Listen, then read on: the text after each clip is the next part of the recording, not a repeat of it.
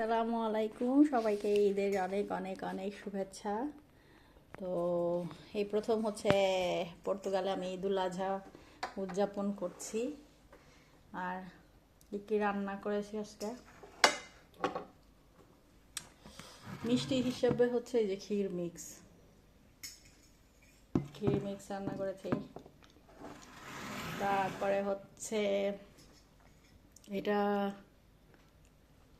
হচ্ছে মটরশুঁটি।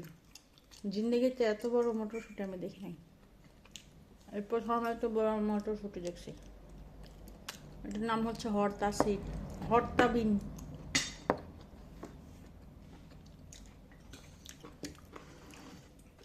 হচ্ছে মাংস রান্না করছি। এই হচ্ছে মাংস। তো এত বড় মাংসটা আমি খেতে পারবো না, একটু একটু করে খাবো আর কি। আর হচ্ছে ফ্রাইড রাইস।